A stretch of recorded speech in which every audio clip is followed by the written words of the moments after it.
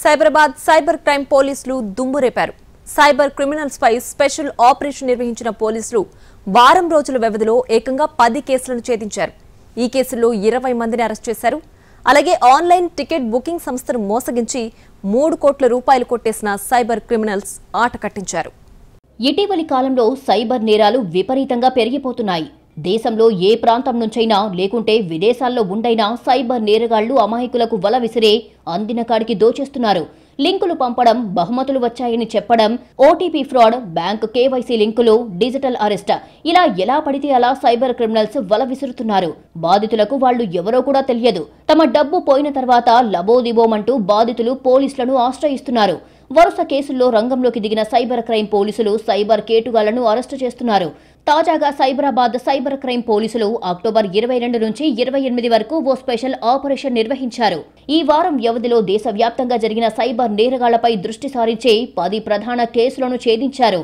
ఈ క్రమంలో వివిధ రాష్ట్రాల్లో కలిపే 20 మంది నిందితులను అరెస్టు చేశారు. విచారణలో దేశంలోని పలు రాష్ట్రాల్లో విస్తరించిన సైబర్ నేర ముఠాలు ఉన్నట్లు తేలిందే. అంతేకాదు, మొత్తం అరెస్ట్ అయిన 20 మందిలో 14 మంది ట్రేడింగ్ ఫ్రాడ్ కేసులకు సంబంధించిన వారు ఉన్నారు.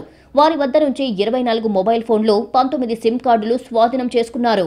మరోవైపు సైబర్ క్రైమ్ పోలీసులు 3 కోట్లు మోసం చేసిన కేసును ఛేదించారు. ఈ కేసులో 5 నిందితులను అరెస్టు చేశారు. ఓ ఆన్లైన్ ట్రావెల్ కంపెనీని సైబర్ క్రిమినల్స్ టార్గెట్ చేశారు. ఈ మోసంలో కంపెనీకి మొత్తం 3 కోట్ల రూపాయల వరకు నష్టం వాటిల్లిందే.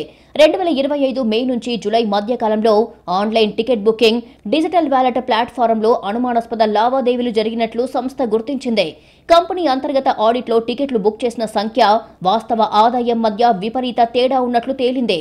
దీంతో అంతర్గత ఏజెంట్లు కొంతమంది యూజర్ల వాలెట్ సిస్టంలో ఉన్న టెక్నికల్ లోపాన్ని ఉపయోగించి అక్రమంగా డబ్బులు సంపాదించినట్లుగా తేలింది. నిందితులు ముందుగా తమ ఆన్లైన్ వాలెట్ రీఛార్జ్ చేసుకుని టికెట్లు బుక్ చేసేవారు. వెంటనే ఆ టికెట్లను రద్దు చేసేవారు. సాఫ్ట్వేర్ లోపం కారణంగా రీఫండ్ డబ్బు తిరిగి జమ అవ్వటమే కాకుండా అసలు వాలెట్లో ఉన్న మొత్తాన్ని కూడా 2 సార్లు చూపించేది. ఈ అవకాశాన్ని ఉపయోగించి వారు మళ్లీ లావాదేవీలు చేసేవారు. ఫేక్ బ్యాలెన్స్ తో ఇతరులకు టికెట్లు బుక్ చేసి కస్టమర్ల నుంచి నేరుగా తమ ఖాతాలకు డబ్బులు తీసుకునేవారు. ఈ విధంగా కంపెనీకి 3 కోట్లకు పైగా నష్టం కలిగించారు. ఈ కేసులో చెన్నుపాటి శివనారాయణ, కడలి నారాయణ స్వామి, అనుగుల రాజ్ కుమార్, జెడ్డ బ్రహ్మయ్య, పేరిచెర్ల వర్మను సైబర్ క్రైమ్ పోలీసులు అరెస్టు చేశారు. సైబర్ నేరాల బారిన పడకుండా కంపెనీలు తమ జాగ్రత్తలు తీసుకోవాలని పోలీసులు సూచిస్తున్నారు. ముఖ్యంగా ఎప్పటికప్పుడు ఆన్లైన్ పేమెంట్ సిస్టమ్స్ పై నియమిత ఆడిట్లు చేయాలని తెలిపారు. సాఫ్ట్వేర్లోని టెక్నికల్ లోపాలను అంతర్గతంగా పర్యవేక్షించే టీం ఉండాలని పేర్కొన్నారు. ఏవైనా అనుమానాస్పద లావాదేవీలు గమనిస్తే వెంటనే సైబర్ క్రైమ్ హెల్ప్ లైన్ 1930ని సంప్రదించాలని సూచించారు.